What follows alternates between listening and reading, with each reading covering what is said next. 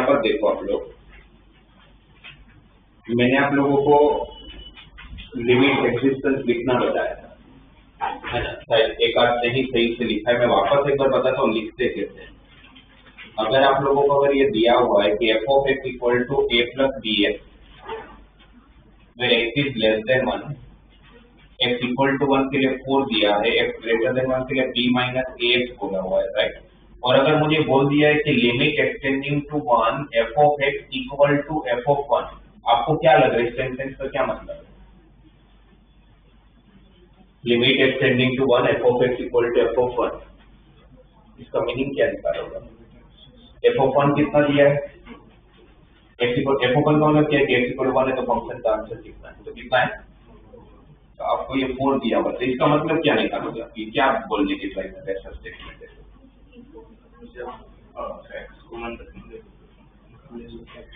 इसका मतलब ये है कि लिमिट एग्जिस्ट कर रहा है। पहले इसका मतलब क्या है? लिमिट एग्जिस्ट कर रहा है, इसलिए लिमिट का आंसर दिया हुआ, इसीलिए लिमिट का आंसर दिया हुआ। अगर उन्होंने आंसर दे दिया तो आंसर तो तभी होगा जब लिमिट एग्जिस्ट करता होगा। अगर लिमिट एग्जिस्ट ही नहीं करेगा तो आंसर कैसे मिलेगा? तो स्टेटमेंट का मतलब क्या है कि वो लिमिट एग्जिस्ट कर रहा है। अब लिमिट एग्जिस्ट कर रहा है, इसका मतलब क्या है कि R S L equal to L S L मुझे गिवन है, ये मुझे पहले से दिया हुआ है कि इसका राइट हैंड लिमिट और लेफ्ट हैंड लिमिट सेम है। अब राइट हैंड लिमिट कैसे निकालेंगे? Limit of extending to 1 plus 1 पे ब्रेक हुआ है, तो 1 प्लस, अब वो लिखने की जरूरत नहीं है x इक्वल 1 पे ब्रेक हुआ इसमें मैं 1 के लिए चेक करूंगा, वो सिर्फ लिखना नहीं होता है, वो हमारी अंडरस्टैंडिंग के लिए है, राइट। तो limit of extending to 1 plus में कौन सा फंक्शन यूज करोगे? b minus x greater than 1 के लिए कौन सा फंक्शन है? b minus. तो क्या मैं इसमें डायरेक्टली x की जगह 1 रख सकता हूँ? नहीं रख सकते। आप लोगों ने सबने रखा है, कैसे लिखोगे इसको? 0 मार्क मिल जाएगा, फिर भी मैंने तो दिए हैं 1 मार्क आप लोगों को। और आप लिखोगे जैसे एक्सटेंडिंग टू 1 प्लस होगा तो क्या सिखाया मैंने? x की वैल्यू 1 से बड़ी है तो let x equal to 1 plus h। 1 से थोड़ी बड़ी वैल्यू कितनी नहीं पता है, बट 1 से बड़ी वो पता है। और x किसको अप्रोच कर रहा है? 1 को। if x is approaching to 1 then h is approaching to, h किसको अप्रोच करेगा? 0 को। तो h अगर 0 को अप्रोच करेगा तो यहाँ पर क्या हो जाएगा? Limit of h tending to 0 b minus a into 1 plus h, और h को अगर मैं 0 रखता हूँ यहाँ पर तो मेरा आंसर कितना आएगा? b minus a। ये आपको राइट हैंड लिमिट मिला। सेम वे जब आप लोग लेफ्ट हैंड लिमिट पे जाओगे तो limit of extending to 1 minus, और 1 माइनस मतलब a प्लस बी एक्स। तो 1 माइनस मतलब कैसे लिखोगे आप? लेट x इक्वल टू, आप डायरेक्टली x की जगह 1 नहीं रख सकते हो, जैसे आप लोगों ने रखा है वैसे नहीं कर सकते आप। ऑब्जेक्टिव होगा तो प्रॉब्लम नहीं, मुझे किसी को दिखाना नहीं है तो तब डायरेक्टली लिखो, तो फिर मैं आपको ये सजेस्ट नहीं करता कितना करना चाहिए, तो तब डायरेक्टली x की जगह 1 यहाँ रख दो, यहाँ 1 रख लो, आप लिमिट एक्सिस करते हैं दोनों को इक्वेट कर लो, ठीक है। R H L equal to L H L. But जब सब्जेक्टिव है तो वहां से एक्सप्लेन करने के मार्क्स मिल रहे हैं आप लोग, तो वहां तो आपको पूरा लिखना पड़ेगा कि x equal to 1 minus h, if x is approaching to 1 therefore h is approaching to 0, so limit of h tending to 0 a plus b time 1 minus h। अब h को अगर मैं इसमें 0 रख दूंगा तो आंसर कितना आएगा? a plus b। तो मेरा राइट हैंड लिमिट आया b माइनस a, मेरा लेफ्ट हैंड लिमिट है a प्लस b, और R H L equal to L H L दिया हुआ है तो b माइनस a किसके इक्वल होगा? a प्लस b के बराबर। तो दोनों तरफ से b और b कैंसिल हो जाएगा, 2a इक्वल टू 0, तो a इक्वल टू 0, a की वैल्यू मिली, हमें फाइंड क्या करना था? a और b की वैल्यू। अब मुझे ये पता है ना कि मेरा RHL और LHL दोनों किसके इक्वल है? 4 लिमिट एग्जिस्ट कर रहा है तो उसका RHL भी 4 होगा और उसका LHL भी 4 होगा। तो किसी भी एक को आप 4 के साथ इक्वेट करो, किसी को भी कर सकते हैं। a प्लस b को 4 के साथ करोगे तो भी प्रॉब्लम नहीं है, और a minus b minus a को करोगे तो भी प्रॉब्लम नहीं है। तो अगर मैं a को 0 रख देता हूँ तो b की वैल्यू, ये मेरा आंसर है, a equal to 0 and b equal to 4। तो आप ऐसे एक्सप्लेन करोगे जब भी करना होगा। दो टाइप के क्वेश्चन होंगे, एक आपको लिमिट एग्जिस्ट करने से दिया होगा या तो आपको चेक करना होगा। चेक करना होगा तो ये पता करिए कि RHL और LHL सेम है या नहीं है, और अगर दिया है कि एग्जिस्ट कर रहा है means RHL equal to LHL है आपके पास।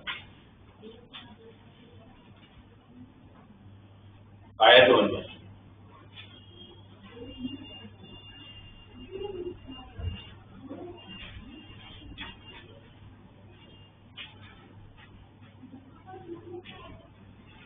फिर ये 5000 वाला जो क्वेश्चन था वो भी काफी लोगों ने गलत ही किया है।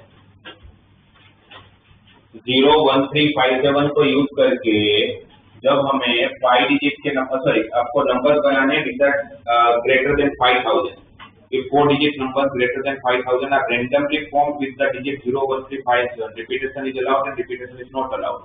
तो repetition is allowed, जब repetition allowed होगा तो हम पहले तो 4 लोग बना लेंगे, और अगर 5000 से बड़ा नंबर चाहिए तो फर्स्ट प्लेस पे कौन कौन से नंबर होंगे? 5 और 7, और सेकंड प्लेस पे अच्छा किसी किसी ने डायरेक्टली आंसर लिखा है टोटल आउटकम 249 डिजायर्ड आउटकम 99, कैसे आया? ये तो किसी से देख के लिख लिया, वरना कैसे पता चलेगा?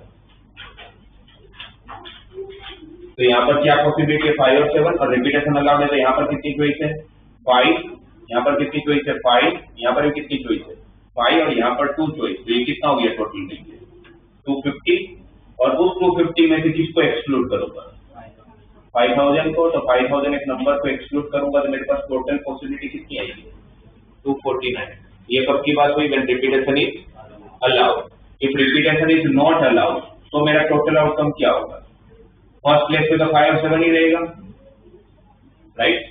लास्ट प्लेस पे सॉरी सेकंड प्लेस पे कितनी चॉइस? एक नंबर ले लिया आपने, 4, 3, 2, और यहाँ पर 2 चॉइस था, तो कितने आए? 40। ये तो टोटल आउटकम की बात है। फिर उन्होंने बोले कि प्रोबेबिलिटी फाइंड करके दो कि number should be divisible by 5। 5 की डिविजिबिलिटी क्या है? लास्ट प्लेस पे 5 या 0 होना चाहिए। अगर रिपीटेशन अलाउड है तो फिर मेरे पास फर्स्ट प्लेस के लिए भी 2 पॉसिबिलिटी और लास्ट प्लेस के लिए भी 2 पॉसिबिलिटी। रिपीटेशन आएगा तो कोई प्रॉब्लम नहीं है। और यहाँ पर 5, यहाँ पर 5, कितना हो गया सब मिला के? 100। उसमें से 100 में से किसको एक्सक्लूड करोगे? 5000 को, तो कितना बचा? 99। इन प्रोबेबिलिटी जो डिवाइड बाय टोटल, आपने टोटल पर डिसाइड किया। प्रोबेबिलिटी का आंसर 100% से ज्यादा कैसे हो गया? आपके साथ ही हो सकता है ऐसा। मैं प्रोबेबिलिटी तो ऑलवेज 100% से कम होगा, मतलब 1 से कम ही होगा। किसी की प्रोबेबिलिटी 100% से ज्यादा लिखा है 99 में 249 लिखा है कि 249 पे 99 लिखा है? आपने देखो किसी 99 पे तो वही तो एक है, मुझे ध्यान नहीं किसने, जिसे 249 पे 99 लिखा है, किस देख रहे हैं? प्रोबेबिलिटी जो डिसाइड बाय टोटल और total by decide, decide by total. और वैसे भी कॉमन सेंस चलेगा ना कि भाई प्रोबेबिलिटी का आंसर 1 से बड़ा थोड़ी होता है। 1 से बड़ा का मतलब क्या हुआ? किसी भी इवेंट होने की प्रोबेबिलिटी 100% से ज्यादा होगी, वो तो पॉसिबल ही नहीं है, राइट? तो एक बार चेक करना, जिन्होंने भी ऐसी मिस्टेक किया था ऐसी तो ऑब्वियसली मिस्टेक नहीं होनी चाहिए। और जहां पर रिपीटेशन अलाउड नहीं है वहां पर आपको क्या करना पड़ेगा? 2 केस बनाने पड़ेंगे। कैसे 2 केस बनाने पड़ेंगे? क्योंकि डिवीजन बाय 5 के लिए लास्ट में या तो 0 रखना होगा या तो लास्ट में 5 रखना। अगर आपने लास्ट में 5 रखा तो फिर फर्स्ट केस में कंपलसरी 7 ही रखोगे। फिर यहाँ पर कितनी चॉइस? 2 नंबर यूज हो चुके हैं, 3, और यहाँ पर तो ये कितने नंबर बने? 6। जब यहाँ पर 0 रखोगे तो यहाँ पर 5 ही हो सकता है, तो 2 चॉइस यहाँ है। यहाँ पर कितनी चॉइस? 2 नंबर यूज हो गए, 3 वापस 2, तो 3 2 जा 6 2 जा 12, 12 प्लस 6 18। तो यहाँ पर प्रोबेबिलिटी का आंसर क्या आएगा? 18 बाय।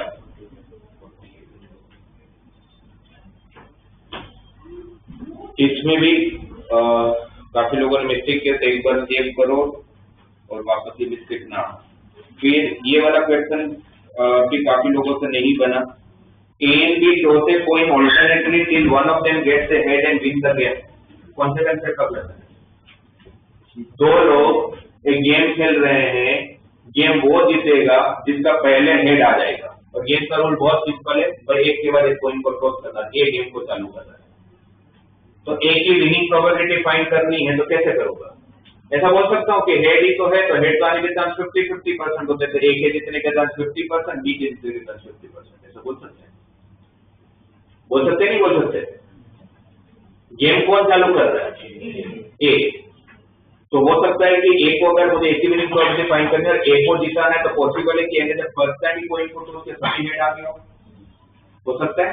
बी का तो टर्न भी नहीं है, तो बी का तो जीतने की प्रोबेबिलिटी 0 हो गई, टर्न आएगा तो जीतेगा ना, टर्न ही नहीं है, राइट। पर ये तो मेरा मानना है कि ऐसा हो रहा है कि फर्स्ट अटेम्प्ट में ही ए का हेड आ गया, पर ऐसा होना जरूरी तो नहीं है।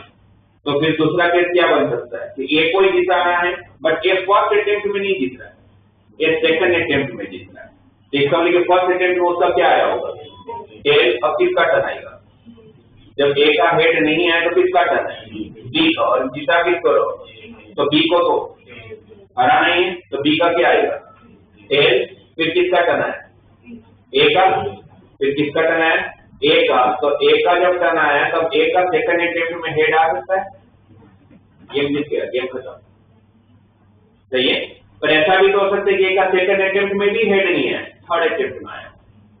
तो थर्ड अटेम्प्ट में जाने के लिए फर्स्ट अटेम्प्ट में ए का नहीं टेल आया, फिर बी का भी टेल आया, फिर ए का वापस टर्न आया, सेकंड टर्न उसमें भी उसका टेल आया, फिर बी को तो हम हरा ही है तो उसका टेल आया, फिर थर्ड अटेम्प्ट में ए का हेड आ गया। हो सकता है ऐसा भी तो हो सकता है, थर्ड अटेम्प्ट में ना आया, फोर्थ अटेम्प्ट में आया। ऐसा भी तो हो सकता है फोर्थ अटेम्प्ट में नहीं है, फिफ्थ अटेम्प्ट में। ऐसा भी तो हो सकता है पूरा दिन निकल गया, हेड ही नहीं आया। इट मीन कि हमें पता नहीं कि ये सीरीज कब खत्म होगी। ऐसे क्वेश्चन में हमेशा इनफाइनाइट सीरीज बनकर, इनफाइनाइट सीरीज बनेगा तो कंफर्म है किसका इनफाइनाइट बनेगा? जीपी का ही बनेगा, और कुछ आता ही नहीं आप लोगों को। आपको जीपी का, ऐसे क्वेश्चन में जीपी का ही इनफाइनाइट बनेगा, है ना, और कोई इनफाइनाइट सीरीज में आते हैं। और एक बाइनोमियल आता है, बट इसको एक्सपांशन की बात ही नहीं हो रही है, इसलिए जीपी का ही बनेगी। इसका रेशियो भी देख लो, कितना इसका रेशियो? 1/4।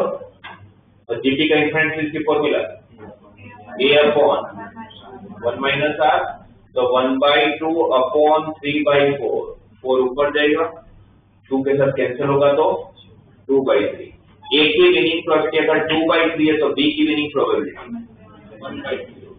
मॉड्यूल में है ऐसे क्वेश्चन, डीपीपी 3 में आप लोगों को इनफाइनाइट सीरीज के लास्ट में 3 क्वेश्चन है, और आप लोगों में चिल्ला से पूछा है कोई भी डाउट है बताओ मुझे, तब तो कोई डाउट ही नहीं तुम लोग।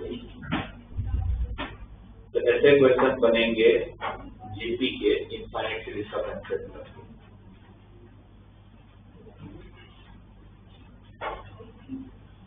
फिर ये वाला question, out of 100 students 2 sections of 40, 2 section है मेरे पास, ए और B. A section contain 40 students, और ये किसी का भी सही नहीं है पूरे क्लास में, किसी ने भी सही नहीं किया, और ऐसा कुछ था नहीं। टफ क्वेश्चन, टेक्स्ट बुक का क्वेश्चन है। 2 सेक्शन है, ए के अंदर 40 स्टूडेंट्स, बी के अंदर 60 स्टूडेंट्स।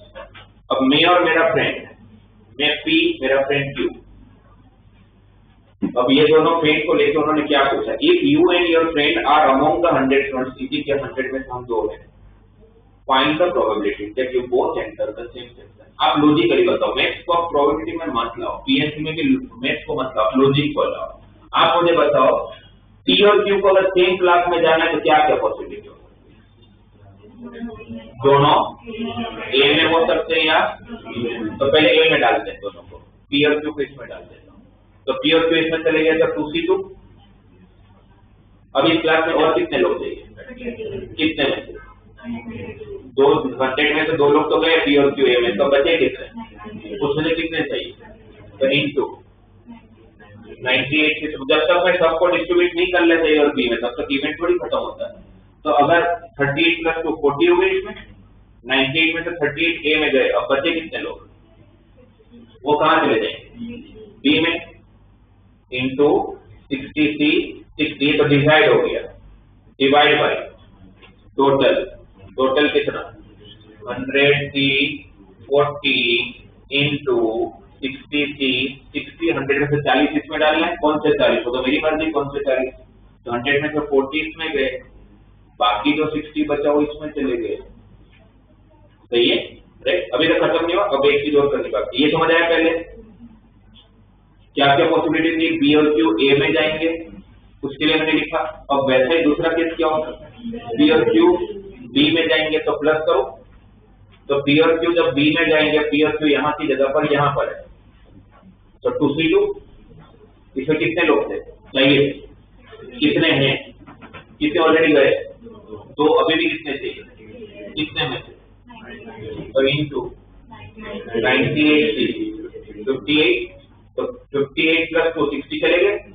अब 40 बचे, वो कहाँ चले जाएंगे, ये में चले जाएंगे ऑटोमेटिकली है, और उसको भेजने की जरूरत है, आपके पास ऑप्शन ही नहीं है। 43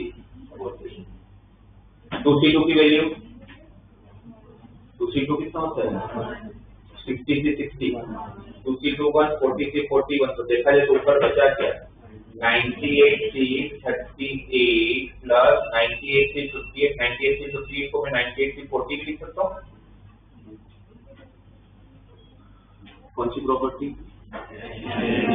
NC of R equal to NC of और डिवाइडेड बाय 60 से 61, तो बाकी क्या बचा 100 से 40।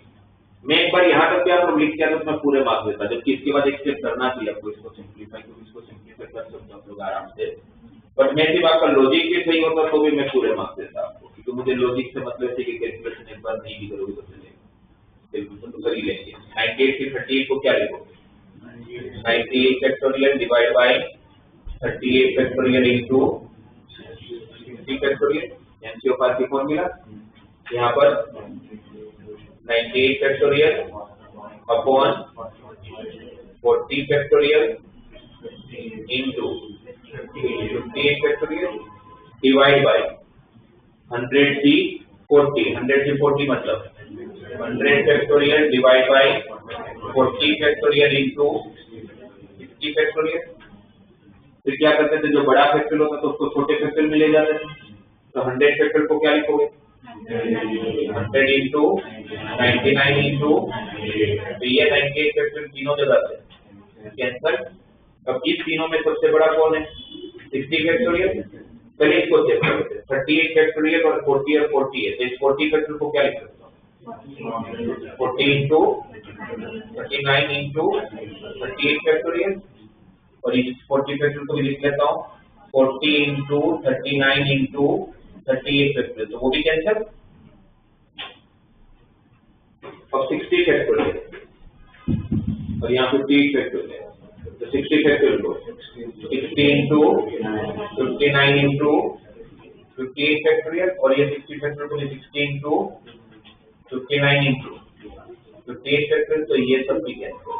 तो देखा जाए तो फाइनली आपके बचा क्या, ऊपर बचा 1/60 इंटू 59 है ना, यहाँ पर क्या रहा 1/40 into 39 divide by 100 into 99 whole divide by 60 into 59 into 40 into 39। तो जब आप लोग एलसीएम लोगे ये सब एक पूरे के पूरा कैंसिल हो जाएगा, तो ऊपर क्या रहेगा, इसको क्रॉस मल्टीप्लाई किया होगा, तो 40 into 39 plus 60 into 59 divide by 100 into 99, correct. फिर एक जीरो में यहाँ से 40 में से और 10 कॉमन लेके 60 में से 10 कॉमन लेके एक जीरो तो यहाँ से कैंसिल कर सकता हूँ, और फिर इसको कैलकुलेट कर लेगा 39 into 4 plus 59 into 6 divide by 990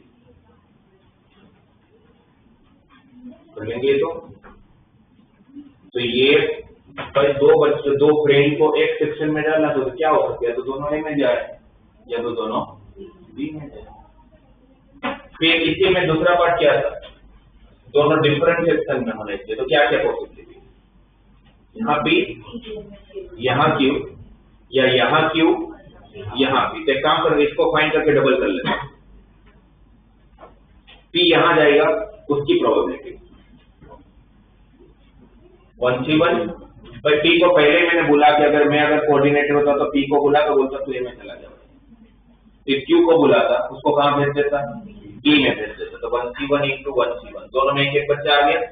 अब इसमें और कितने चाहिए, कितने में 98 में से, तो 98 थी, कितने बचे होंगे?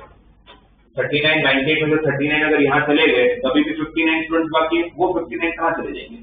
डी में, तो डी में ऑलरेडी क्यू था और 59 आ गया, तो हो गए 60 इंटू 59 थी 59, और ऐसा कितनी बार होने वाला है? 2 बार, तो इंटू 2 कर ले तो divide by 100 C 40 into 60 C 60, तो ये तो 1 हो जाएगा, ये भी 1 हो जाएगा, तो इसको तो हटा दो, बचेगा क्या? 2 into 98 C 39 divide by 100 C 40, और फिर इसको C की फॉर्मूला लगा के जितना कट करवाना है तो कट करवाना है।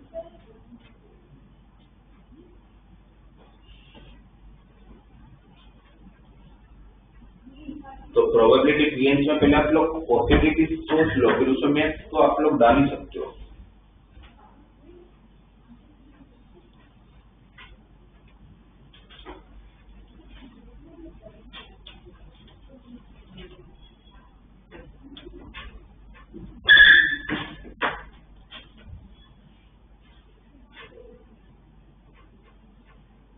अच्छी बात तो थी पूरे पेपर में कि काफी बच्चों ने जो मुझे एक्सपेक्टेशन था कि शायद नहीं कर पाएंगे वो क्वेश्चन कर लिया था। वो गलत था कि f(x) root of x minus 1 upon x plus 1 वाला, जिसमें प्रूव करना था, तो मतलब जिसमें चेन रूल की जरूरत थी, तो उसमें तो काफी लोगों ने ठीक कर लिया था। ठीक है, जिनको जो बोला वो करना चालू करो। जिनको लिमिट बोला है वो लिमिट का सेकंड एक्सरसाइज से चालू करो, मतलब सेकंड डीपीटी करेंगे, और अभी मेरा क्लास खत्म हुआ हाफ एन आवर, तब तक वो खत्म भी हो जाना चाहिए। और जिनको प्रोबेबिलिटी बोले प्रोबेबिलिटी का फर्स्ट डीपीटी करेंगे। आपका मॉड्यूल का प्रोबेबिलिटी का वो है।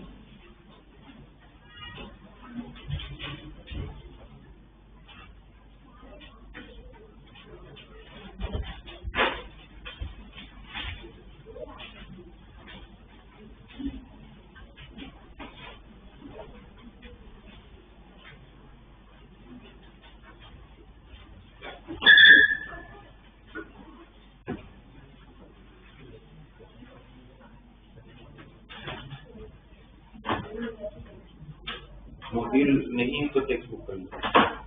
कौन सी एक्सरसाइज कर रहे हो टेक्स्ट बुक? कौन आप कौन सी कर रहे हो? 1 में से कुछ ही नहीं है।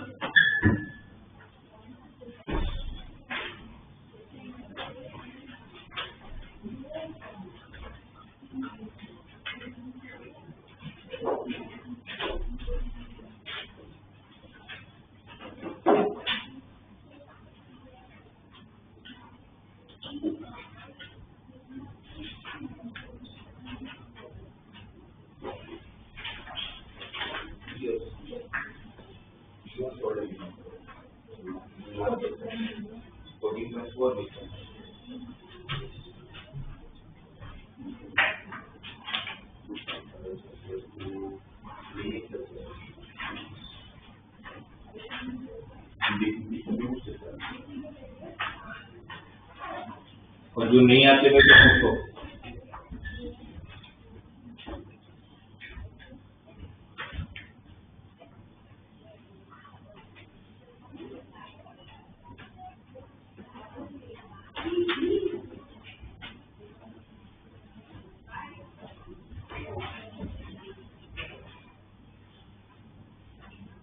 लोगों को हम लोगों ने स्टार्टिंग में जो कॉम्प्लेक्स नंबर किया तो उतना तो याद होगा। क्या होता है कॉम्प्लेक्स नंबर?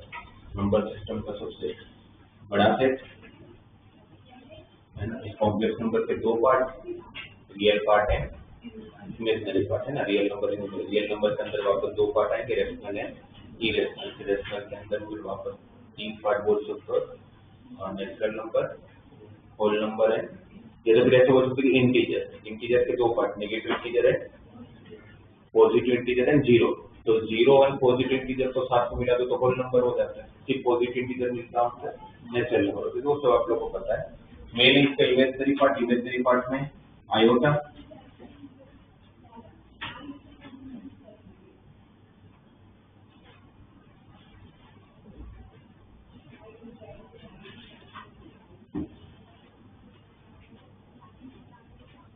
ब्रैकेटेड तरीका क्या हो जाएगा आप लोगों का आयोटा। आयोटा का एक साइकिल होता है, याद है क्या होता है? I -1 -i/n1। अच्छा एक बार सब लोग यहाँ पर देखो, एक बार जेडब्ल्यू में कैसा क्वेश्चन पूछा था, मुझे बताना कैसे करोगे। थोड़ा बहुत तो कॉम्प्लेक्स नंबर सबको याद है। आप लोगों को बोला था कि m and n belongs to 1 2 3 up to the 100, 1 2 3 up to the 100. Find the probability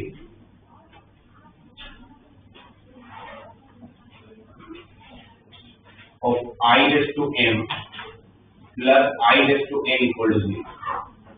कैसे करें?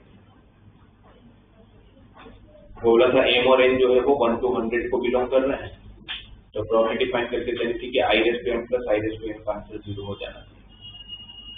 I तो पता ही है सब लोग को क्या होता है। I क्या होता है? I होता है, उसकी खुद की वैल्यू कितनी होती है? होती ही नहीं है, उसकी खुद की कोई वैल्यू होती नहीं, बट उनके स्क्वायर की वैल्यू होती है। आई स्क्वायर कितना होता है? तो इसमें कौन सा कंसेप्ट को यूज करें? तो टोटल आउटकम बताओ, what is total outcome? m and n both are belongs to the 1 to 100। m के पास कितनी चॉइस है? कितनी? 100। और n के पास भी। तो टोटल आउटकम में कितनी आ जाएगा? 100c1 into 100c1। अब I raised to m plus I raised to n को 0 बनना है, तो कैसे होगा? तो I का साइकिल हमें याद होना चाहिए। I का साइकिल क्या होता है? I -1 -i और 1, वापस वही साइकिल रिपीट होता है, right. I raised to 1 is I square is I cube is I raised to 4 is, वापस I raised to 5 यहाँ पर आएगा, I raised to 6 यहाँ होगा, I raised to 7 यहाँ होगा, I raised to 8 यहाँ होगा, वापस ऐसे चलता रहेगा।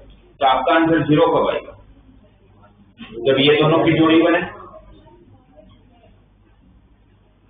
या तो फिर -1 और 1 की जोड़ी बने। I आने के लिए m को क्या होना पड़ेगा? 1 5 9, पर हर 4 के बाद आएगा ना, हर 4 के बाद साइकिल रिपीट होगा, तो 1 होगा, 5 होगा, 9 होगा, 13 होगा, है ना, वैसे चलता रहेगा। और माइनस ये वाला i को -i होने के लिए क्या होना पड़ेगा? 3 7 11, वैसा कुछ होगा। और -1 और 1 होने के लिए, -1 के लिए 2 6 10 14 वैसा होगा, और 1 होने के लिए 4 8 12 ऐसा कुछ होगा। या तो मैं ये जोड़ी लूंगा या तो मैं ये जोड़ी लूंगा। इसके अंदर टोटल कितने नंबर होंगे? टोटल 100 कितने सेट बने? 4 के, तो हर एक के अंदर कितने नंबर? 25। जिस तरह के m अगर इस 25 को बिलोंग करता होगा तो n इस 25 को बिलोंग करना चाहिए, तभी तो I raised to m plus I raised to n 0 बनेगा। तो m के लिए अगर ये 25 चॉइस है तो n के लिए 25 चॉइस है, करेक्ट। और इनका डबल क्यों? कि कभी मैं m को यहाँ ले रहा हूँ, n को यहाँ ले रहा हूँ, ये उल्टा भी हो सकता है। n यहाँ से आया, m यहाँ से आया, एक ये पॉसिबिलिटी हो सकता है, और ये वाली भी तो हो सकता है। अगर ये -1 लूंगा तो उसके साथ है +1 लूंगा, तो m अगर इसको बिलोंग करेगा तो कंपलसरी n को इसी को बिलोंग करवाना पड़ेगा। यहाँ वाली कितना नंबर है? 25 C1, तो n यहाँ से आएगा तो 25 बना, उसको मैं फिर इंटरचेंज भी कर लेता हूँ। पहले m यहाँ से लिया था, n यहाँ से लेता हूँ, n यहाँ से लेता हूँ, m यहाँ से लेता हूँ, तो इंटू 2, तो क्या हो गया ये 4 times 25 to 25, डबल ही तो नहीं होगा, और डिवाइड बाय 100 into 100, 25 4 जा 100, ये 4 4 कैंसिल, 25 4 जा 100 का आंसर। तो प्रोबेबिलिटी तो वो चैप्टर है कि जो कोई भी चैप्टर के अंदर डाल दिया, यहाँ पर उन्होंने कॉम्प्लेक्स को साथ में यूज कर दिया। बट देखा जाए तो प्रोबेबिलिटी के पीछे मेन कंसेप्ट क्या है, ये ऑर्डर याद i -1 माइनस आई और 1। ठीक है ठीक है, वापस तुम लोग का जो काम था उसको लगता है, ये तुम्हें सामने आया प्रोबेबिलिटी से बताया। तो बाकी जो कॉम्प्लेक्स ये ऑर्डर आप लोग को याद है। फिर कॉम्प्लेक्स नंबर में जितने भी मैथमेटिकल ऑपरेशंस होते हैं वो सब यहाँ पर भी कर सकते हैं, एक छोड़ के। क्या नहीं कर सकते कॉम्प्लेक्स नंबर में? इनइक्वालिटी। कोई भी नंबर किसी से बड़ा या छोटा नहीं होता। आप कॉम्प्लेक्स नंबर को इक्वेट कर सकते हो, मतलब कॉम्प्लेक्स नंबर को कंपेयर नहीं कर सकते। और जब कॉम्प्लेक्स नंबर को आप इक्वेट करोगे a + ib = 2 + 3i, तो a 2 and b 3, मतलब क्या किया मैंने, रियल नंबर को रियल पार्ट के साथ इक्वेट कर, इमेजिनरी नंबर को इमेजिनरी नंबर को इक्वेट किया। कॉम्प्लेक्स नंबर को रिप्रेजेंट करने के लिए हमारे सिलेबस में 3 अलग अलग फॉर्म है। उसमें से पहला है Cartesian form. Cartesian form z = x + iy, इस फॉर्म को बोलते हैं कार्टेशियन फॉर्म। और कॉम्प्लेक्स नंबर कुछ भी नहीं है, वो एक पॉइंट ही है। x + iy क्या करते हैं, पॉइंट रिप्रेजेंट करते हैं। उस पॉइंट का कोऑर्डिनेट x, y। बस फर्क ये होता है कि अभी तक जो ग्राफ पेपर हम लोग लेते थे या कोऑर्डिनेट प्लेन हम लोग कंसीडर करते थे, उसमें x एंड y बहुत सारे रियल एक्सिस। अब x आपका रियल एक्सिस है बट y आपका इमेजिनरी एक्सिस। दिखने में कुछ अलग नहीं दिखता है, ये x एक्सिस जो आपका रियल एक्सिस है, ये y एक्सिस जो आपका इमेजिनरी एक्सिस है। करेक्ट। यहाँ पर कोई भी पॉइंट है x, y, अगर दोनों पॉजिटिव तो फर्स्ट क्वाड्रेंट में होगा, x नेगेटिव होगा तो सेकंड, दोनों नेगेटिव तो third, x positive y negative तो फोर्थ, जैसे नॉर्मली होता है। राइट। इस प्लेन को बोलते हैं आर्गेंट प्लेन। मतलब कॉम्प्लेक्स नंबर भी है तो बेसिकली कोऑर्डिनेट ज्योमेट्री है ना, कुछ अलग नहीं होता। बट यहाँ पर हम लोग आर्गेंट प्लेन पे बात करेंगे। आर्गेंट प्लेन या तो कॉम्प्लेक्स प्लेन। तो कहीं पर भी आप लोग आर्गेंट प्लेन सुनो या कॉम्प्लेक्स प्लेन सुनो तो ग्राफ पेपर की बात करें जिसमें x एक्सिस रियल है, y एक्सिस इमेजिनरी। क्लियर?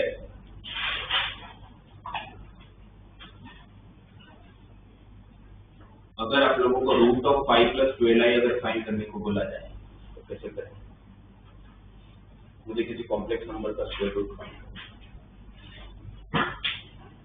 एक चीज तो पक्की है कि किसी भी कॉम्प्लेक्स नंबर का जो स्क्वायर रूट होगा वो ही होगा कि कॉम्प्लेक्स नंबर है। ऐसा होगा नहीं कि कॉम्प्लेक्स नंबर में से रियल पार्ट निकला जाएगा। तो मैं बोल सकता हूँ कि इसका जो आंसर होगा वो होगा तो a + ib।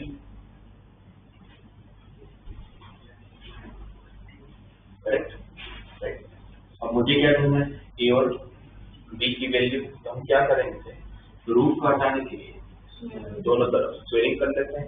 मतलब स्क्वेयरिंग करूंगा तो 5 + 12i = इसका स्क्वायर करूंगा तो a² - b² + i of 2ab है ना। इसको लेकर स्क्वायर करूंगा तो a² + i² b², i² b² तो -b² हो जाएगा। तब ये कौन सा पार्ट हो गया, रियल पार्ट। a² - b² को किसके साथ इक्वेट करूंगा, 5 के साथ। और 2ab को किसके साथ इक्वेट करूंगा, 12 के साथ। तो ab कितना हो जाएगा, 6। और अगर ab 6 हो गया तो b कितना होगा, 6/8। तो b को रख देता हूँ यहाँ पर 6/8। तो क्या होगा, a² - 36/a² = 5। क्रॉस मल्टीप्लाई करोगे तो a⁴ - 5a² - 36 = 0। a⁴ - 9a² + 4a² - 36 = 0। Correct. क्या कॉमन, a²। यहाँ से क्या कॉमन, 4। तो दो फैक्टर कौन सा है, a² + 4 and a² - 9।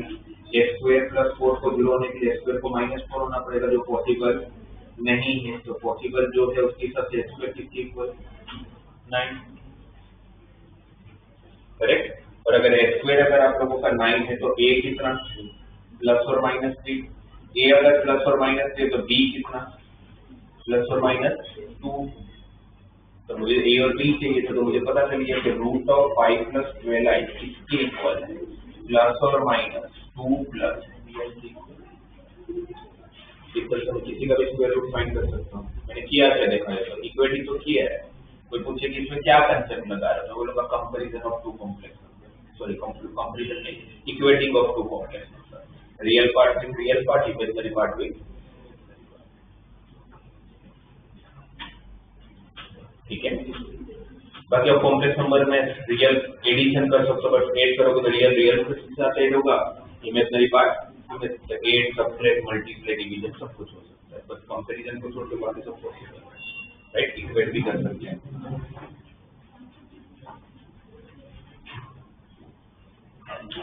एक बार मुझे आंसर फाइंड करके तो जो मैं बोल रहा हूँ, अगर मुझे x plus I Y raise to power 1/3 अगर a प्लस आई बी दिया हुआ, if x plus iy raised to 1/3 equal to a plus ib, then find value of x by a plus y by b.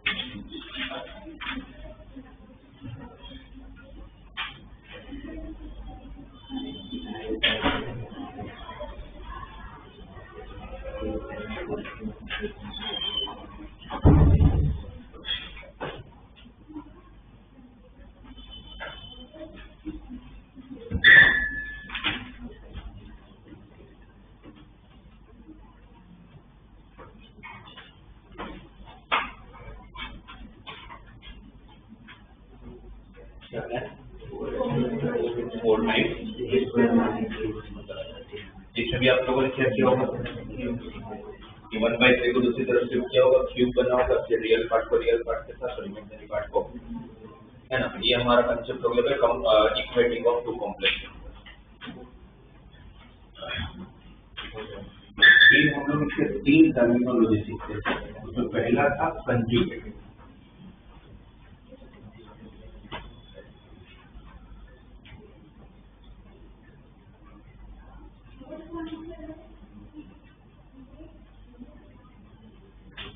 conjugate of a complex number.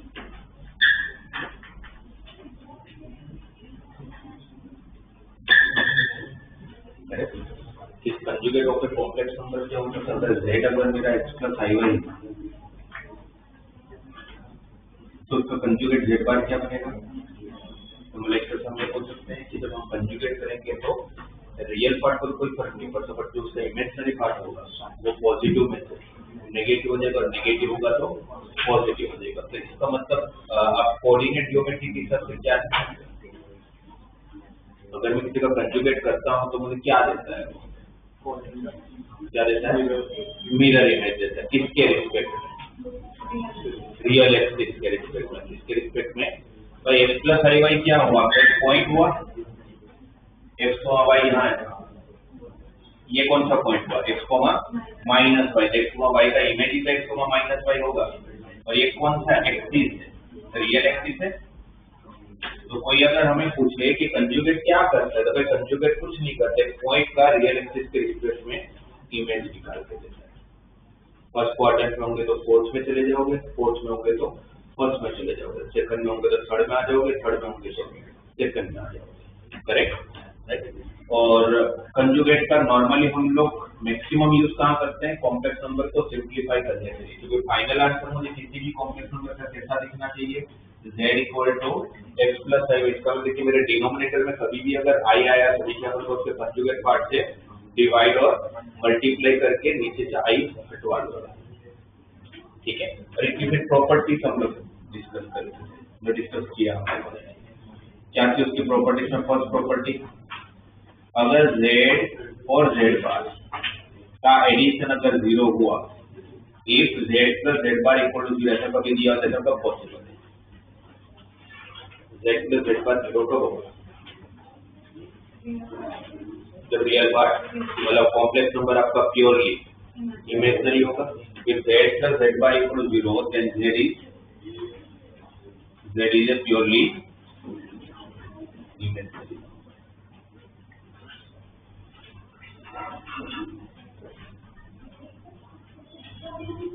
Correct. और अगर ऐसे दिया जाए कि if z equal to z bar,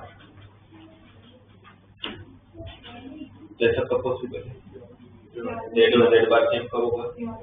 जब purely real. ऐसा कोई पूछने नहीं वाला आपको z इक्वल टू z बार होगा तो क्या होगा? वो क्वेश्चन में दे देंगे कि z इक्वल टू z बार और मुझे z अज्यूम करना है, फिर मैं उसमें y लूंगा ही नहीं, तो मुझे पता चल जाएगा कि ऐसा तभी होगा जब वो प्योरली रियल नंबर हो।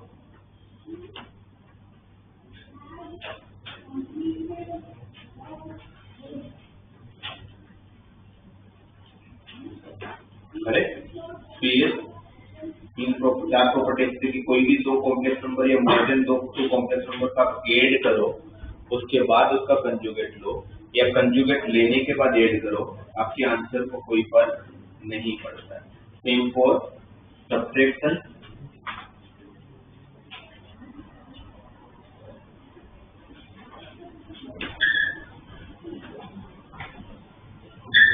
सेम फॉर मल्टीप्लिकेशन, मतलब जो चार मैथमेटिकल ऑपरेशन होते हैं, प्लस माइनस मल्टीप्लाई डिवाइड, उन चारों में आप लोग कंजुगेट को सेपरेट कर सकते हो। और स्कूल लेवल पे आप लोगों को मोस्टली अगर इसमें से किसी प्रॉपर्टी को वेरीफाई करने के लिए पूछते तो 6 वाली पूछते हैं, तो Z1 Z2 दे देंगे और आपको बोलेंगे कि वेरीफाई करके दो, तो वो एनालिसिस एनालिसिस पर अलग सोल्व करके चेक बता देना।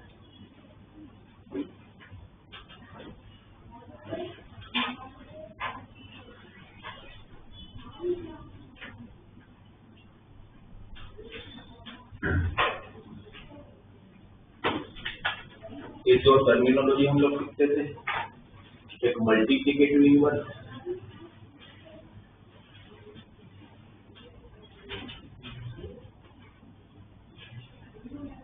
तो एक एडिटिव इनवर्स। तो मल्टीप्लिकेटिव इनवर्स क्या है? इनवर्स का मतलब क्या होता है? मल्टीप्लिकेटिव इनवर्स ऐसे कोई भी दो नंबर भी जिनका प्रोडक्ट करो तो 1 हो जाना, राइट? जैसा कब पॉसिबल है? जब एक दूसरे के रेसिप्रोकल से। यहाँ पर भी मल्टीप्लिकेटिव इनवर्स माने कि Z1 and Z2 are two complex number whose product equal to 1, तो Z2 किसके बराबर है? 1/Z1। तो आपको क्या सिचुएशन होगी कि 2 + 3i अपॉन 1 - i का मल्टीप्लिकेटिव इनवर्स फाइंड करके दो। यहाँ पर देखिए इसका मल्टीप्लिकेटिव इनवर्स मतलब क्या हो जाएगा? इसी का रेसिप्रोकल, तो ये इसका मल्टीप्लिकेटिव इनवर्स है। बस प्रॉब्लम ये कि मैं इस फॉर्म में आंसर छोड़ के नहीं आ सकता, तो मैं क्या करूँगा, अगर एक्सप्लेन कर लूंगा और उसके लिए कंजुगेट पार्ट से डिवाइड और मल्टीप्लाई, तो नीचे हो जाएगा मेरे पास 30 a square minus b square, I square को माइनस कर दिया, ऊपर आ जाएगा 2 और ये minus minus plus plus 3i square, 2 plus 3i square, तो -1, फिर ये -3i, ये -2i, तो -5i। तो आपका फाइनल आंसर आप ऐसे लिख जाओगे -1/13 -5/13, क्योंकि आपका फाइनल आंसर x + i के फॉर्म में लिखना चाहिए, ठीक है। और ऐसे एक दूसरा टर्मिनल जो होता था एडिटिव इनवर्स,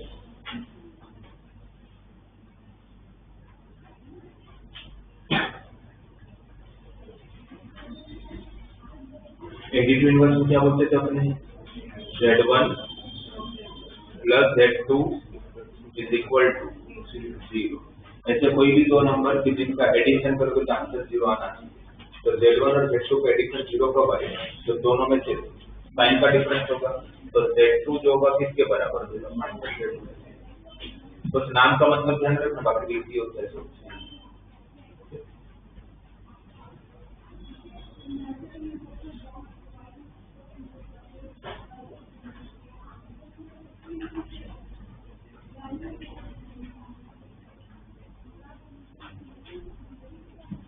फिर इस टर्मिनोलॉजी के बाद हम लोग पढ़ते थे मॉड्यूलस।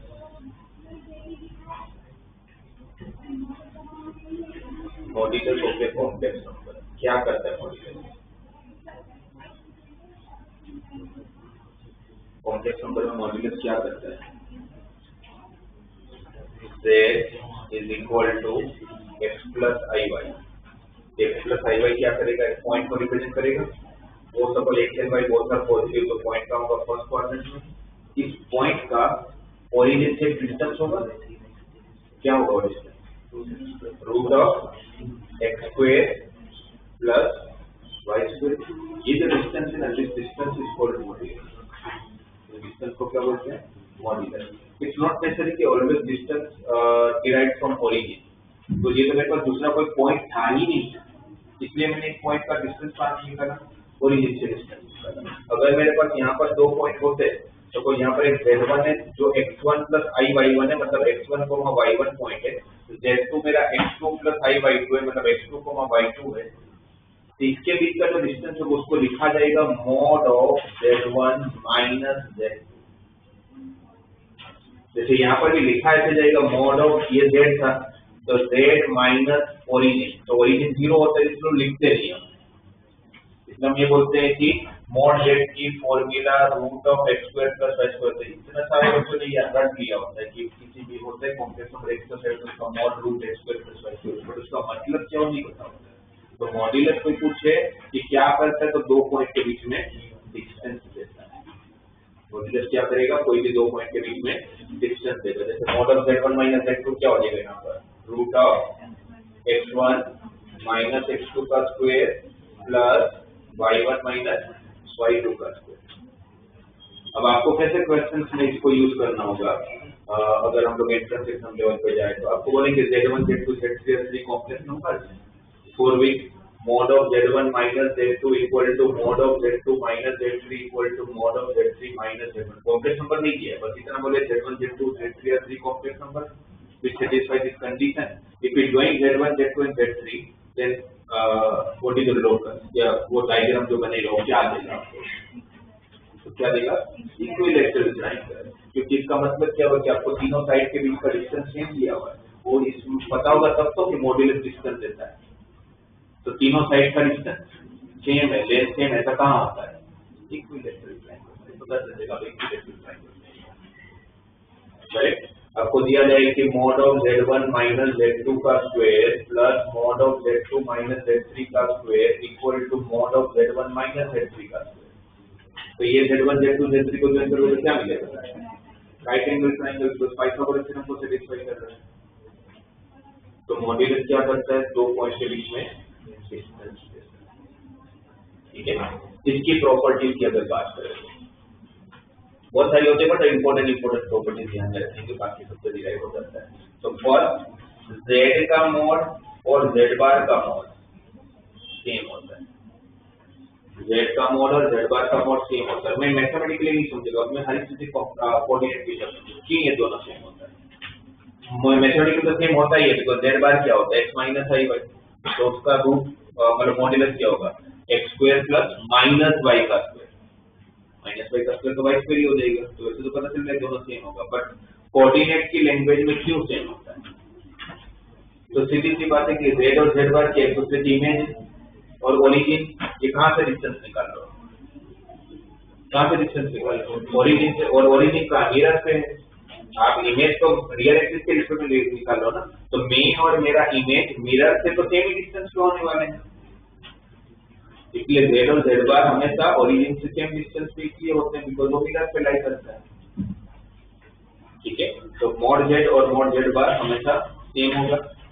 सेकंड, कोई भी कॉम्प्लेक्स नंबर और उसके कंजुगेट को जब जब आप मल्टीप्लाई करोगे, कोई भी कॉम्प्लेक्स नंबर और उसके कंजुगेट को जब जब आप मल्टीप्लाई करोगे तो आपका आंसर हमेशा क्या आएगा? मॉड z का whole square x plus I y into x minus i y, क्या बनेगा?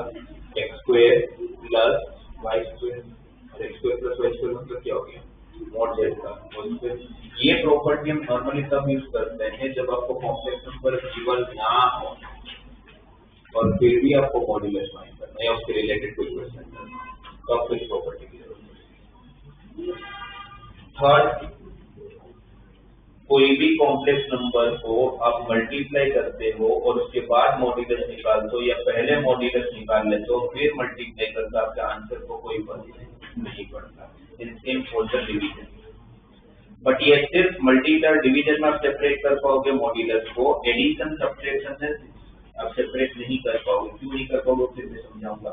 जैसे कंजुगेट में कैसे कि चारों में अलग अलग हो जाता है, प्लस हो, माइनस हो, मल्टीप्लाई हो, डिवाइड हो, बट यहाँ पर सिर्फ मल्टीप्लाई में अलग हो पाएगा और डिवीजन में अलग हो पाएगा। ये प्रॉपर्टी पता होने से मेरा काम बहुत जल्दी हो जाता है, क्योंकि अगर मुझे कोई पूछे कि 1 plus i into 2 minus 3i upon 4 plus 5i का मॉड्यूलस निकाल के दो, तो जिनको प्रॉपर्टी नहीं आता वो क्या करेगा? पहले ब्रैकेट ओपन करेगा, फिर नीचे साइड हटाने के लिए रैशनलाइज करेगा, कंजुगेट पार्ट से डिवाइड मल्टीप्लाई करके कौन से फॉर्म तक ले जाएगा, सिंपलीफाई करते करते x प्लस आई वाई और x प्लस आई वाई तक पहुंच जाएगा, फिर root of x plus Y plus answer लेके आ जाएगा, बट टाइम लगेगा। पर मुझे अगर ये प्रॉपर्टी पता है तो मुझे पता है इस बाय मल्टीप्लाई डिवीजन दोनों में अलग अलग हो जाता है, ये मॉड्यूलस सब में अलग अलग लगा दूंगा। 1 प्लस आई का मॉड, 2 माइनस 3i का मॉड, 4 प्लस 5i का मॉड। 1 प्लस आई मतलब कौन सा पॉइंट हुआ? 1,1, तो 1,1 का मॉड, रूट 2 माइनस 3i का मॉड, रूट 13 कौन सा पॉइंट है? 2, माइनस 3, तो इसका मॉड क्या होगा? रूट ऑफ 4 प्लस 9 13, और ये कौन सा पॉइंट है? 4,5, तो उसका मॉड रूट ऑफ 41, करेक्ट। तो क्या हो जाएगा यहाँ पर? रूट 26 बाई रूट 41,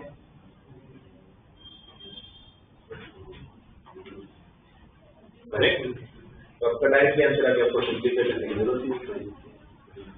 पर ये काम आप एडिशन और सब्ट्रैक्शन में नहीं कर पाओगे, तो ध्यान देना एडिशन सब्ट्रैक्शन में अलग नहीं होगा, मॉड्यूलस की बात होगी तो सिर्फ मल्टीप्लाई और डिवीजन में ही अलग आप कर सकते हो।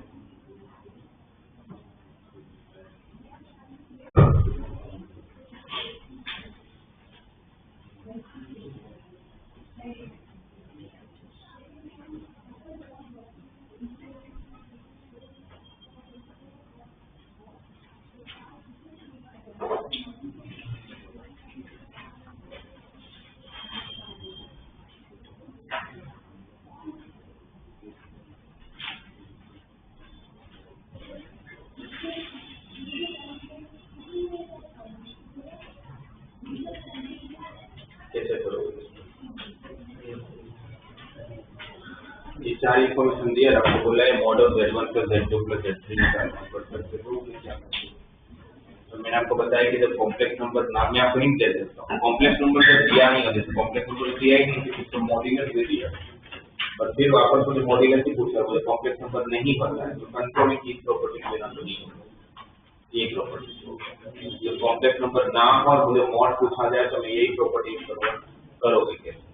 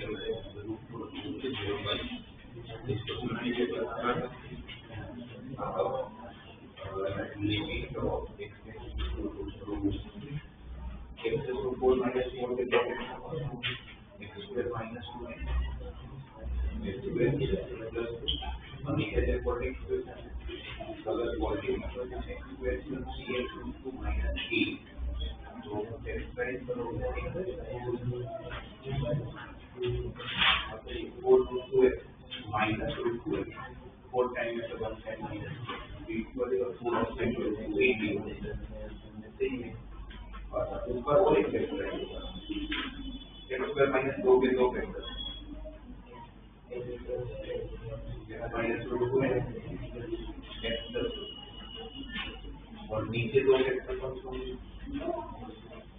यहाँ से x कॉमन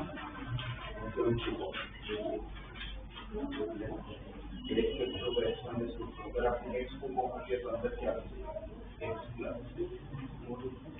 तो यहाँ से कॉमन तो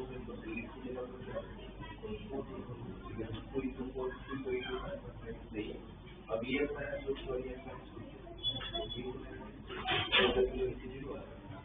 regular x for root 2 plus root 2 root 2 plus 2 plus 2 4 divide by 2 plus 4 5 here 2 cancel sorry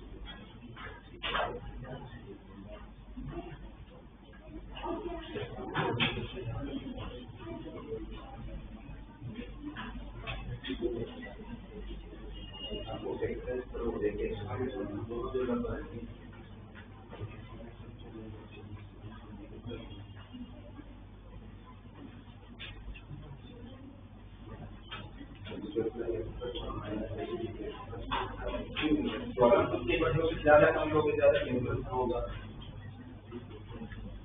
यहाँ पर ऊपर x square plus minus x square minus 2x divide by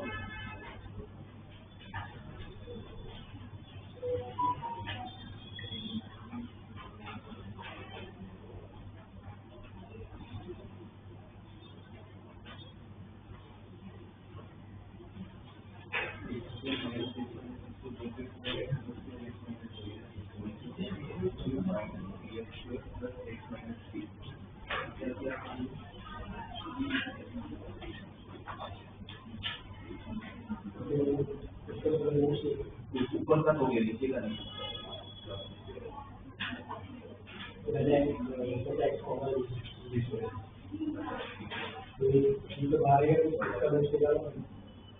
पता है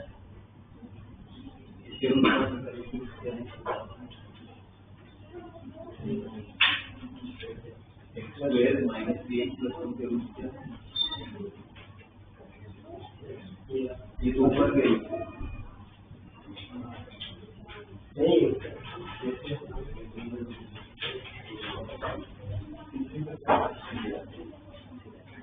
और ऐसे कैसे कट होता है कि मेरे पास अगर ऐसा हो a plus B upon a plus B तो मैं एक कट कर सकता हूँ आपको करते हो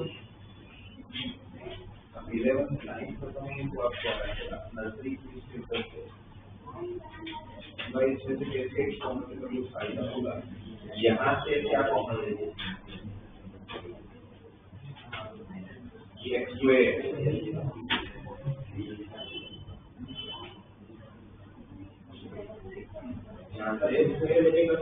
इसमें से x स्क्वायर कॉमन है तो क्या बचेगा अंदर x माइनस 3 और फिर यहाँ से प्लस 1 कॉमन लूंगा तो होगा x माइनस 3 इससे दो वेक्टर होंगे x माइनस 3 और x स्क्वायर प्लस 1 और फिर x माइनस 3 कैंसिल होगा और x को जब मैं 3 रखूंगा तो 3 प्लस 2 5 और 3 का स्क्वायर 9 प्लस 1 10 तो 1/2 आप कैसे 1/2 लिया कैसे 1/2 है तो इसे नहीं करेंगे और कैसे निकल एक कॉमन कर लिए x को उसके बाद फैक्टराइज नहीं होगा वो माइनस के बाद कर कैसे करोगे आपको क्या लगता है ये लिमिट क्या करते हैं लिमिट हम क्या करते हैं जिसकी वैल्यू नहीं आता है कौन सा फॉर्म होता है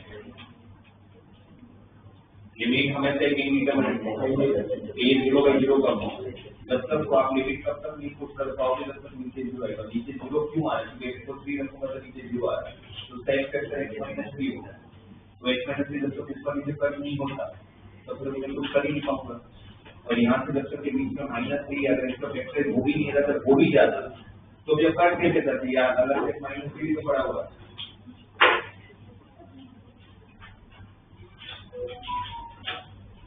मतलब से कुछ ना ऐसी बात है ये एग्जाम में अगर कुछ भी चेक कर लेते हो हाँ ऐसे ही हो रहा है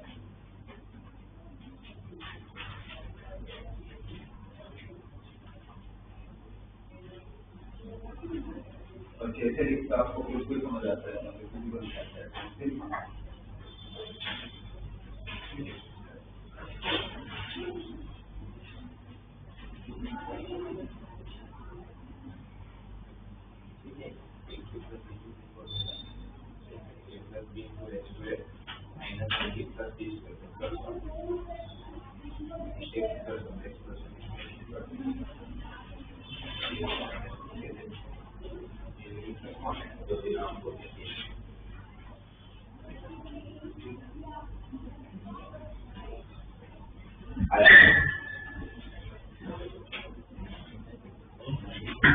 एक चीज आप ऑब्जर्व करो मोड Z1 कितना दिया 1 मोड Z2 कितना दिया 2 और मोड Z3 कितना दिया 3 और यहाँ पर आप उसका क्वेश्चन देख रहे हो Z2 Z3 के साथ 1 है Z1 Z3 के साथ 4 है और Z1 Z2 के साथ 9 है तो ये जो 4 है वो 2 का स्क्वायर है ये जो 9 है वो 3 का स्क्वायर और यहाँ पर जो 1 है वो 1 का स्क्वायर है तो अगर मैं यहाँ पर मोड Z1 1 है तो मोड Z1 स्क्वायर भी कितना होगा 1 ही होगा और इस प्रॉपर्टी के हिसाब से मोड Z1 स्क्वायर को मैं क्या लिख सकता हूँ Z1 इंटू Z1 बार तो ये स्टेटमेंट को मैं जो लिख रहा हूँ एक बार देखिएगा Z1 into Z1 bar into Z2 Z3 और को लिखता हूँ मोड Z2 का स्क्वायर और मोड Z2 का स्क्वायर को क्या लिख पाऊंगा Z2 इंटू Z2 बार है ना और इस मोड Z2 स्क्वायर और मोड Z2 स्क्वायर क्या बनेगा Z2 इंटू Z2 बार 9 को क्या लिखूंगा मोड Z3 का स्क्वायर और मोड Z3 का स्क्वायर क्या होगा Z3 इंटू Z3 बार करेक्ट और इन तीनों में क्या कॉमन है इसमें इस पर इसमें क्या कॉमन है Z1 Z2 Z3 राइट तो अंदर क्या बचेगा Z1 Z2 Z3 Z1 बार प्लस Z2 बार प्लस Z3 बार सब कुछ स्क्वायर के बराबर तो है अब इस प्रॉपर्टी के हिसाब से हम लोग मल्टीप्लिकेशन अलग अलग कर सकते हैं मैं ये मोड यहाँ लगा सकता हूँ मैं ये मोड यहाँ लगा सकता हूँ मैं ये मोड यहाँ लगा सकता हूँ मैं ये मोड यहाँ लगा सकता हूँ ये है 1 ये है 2 ये 3 तो 3 into 2 6 6 into 1 6 ये 6 गया यहाँ पर बचा 2। अब कंजुगेट की प्रॉपर्टी के हिसाब से अगर मैं कंजुगेट को अगर एडिशन में अलग अलग कर सकता हूँ तो मैं वापस साथ में भी तो कर सकता हूँ। अलग अलग है इसकी जगह पर अगर मैं इसको अगर साथ में भी लिखूंगा तो क्या फर्क पड़ता है? उल्टा प्रॉपर्टी से भी जोड़ सकते हैं और वापस मॉड्यूलस की प्रॉपर्टी के हिसाब से z का मॉड और z बार का मॉड सेम होता है। तो z1 plus z2 plus z3 का बार का मॉड निकालो या z1 plus z2 plus z3 का मॉड निकालो, बात देखिए और तो ये आपके प्रॉपर्टीज का यूज है। प्रॉपर्टीज याद तो रखेंगे पर इसको यूज भी तो करना है। तो ध्यान में रखो जब कॉम्प्लेक्स नंबर ना पता हो और फिर भी अगर आप लोगों को मॉड्यूलस क्वेश्चन है तो इसको याद रखें। और एक लिख रहा हूँ उसको भी प्रूव करने की ट्राई करना। अगर ऐसे दिया है if mod z1 equal to mod z2 equal to mod z3 up to the mod zn equal to 1 then prove that z1 plus z2 plus z3 up to the zn is equal to 1 by z1 plus 1 by z2 plus 1 by z3 up to the 1 by zn।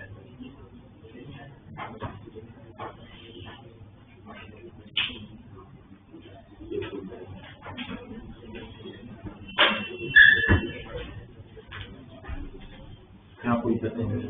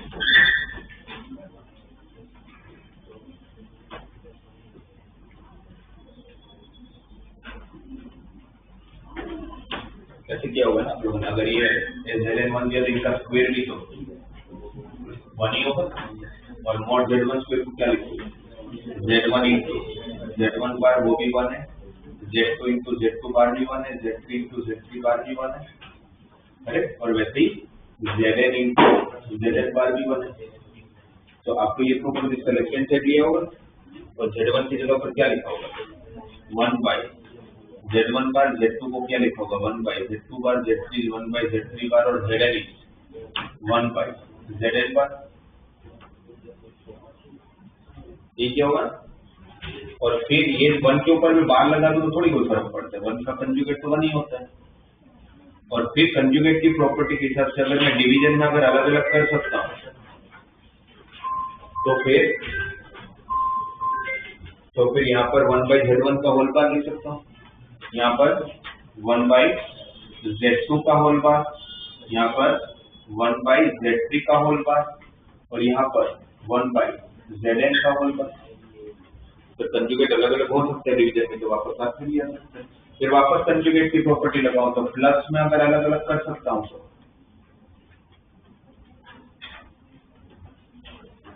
साथ में लिख सकता हूँ। और फिर modulus की first property के complex का मॉड्यूलस निकालो या उसका कंजुगेट का मॉड्यूलस निकालो, कोई फर्क नहीं पड़ता है, इसकी जगह पर मैं डायरेक्टली लिख सकता हूँ।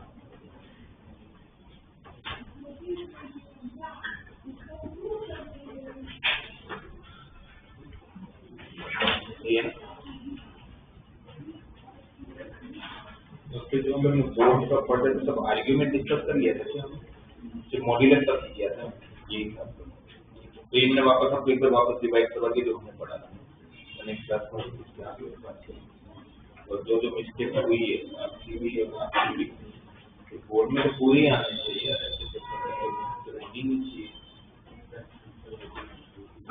अच्छा जिन लोगों को जो काम दिया है पूरा तो हुआ नहीं, तो मैं आपको बताता जिनको मैंने लिमिट का काम दिया है वो नेक्स्ट क्लास में आएंगे, नेक्स्ट क्लास में परसों की क्लास में जब आएंगे तो आप लोग उसकी लिमिट्स का DPP2 एंड DPP3 ये दोनों कंप्लीट हो जाना चाहिए।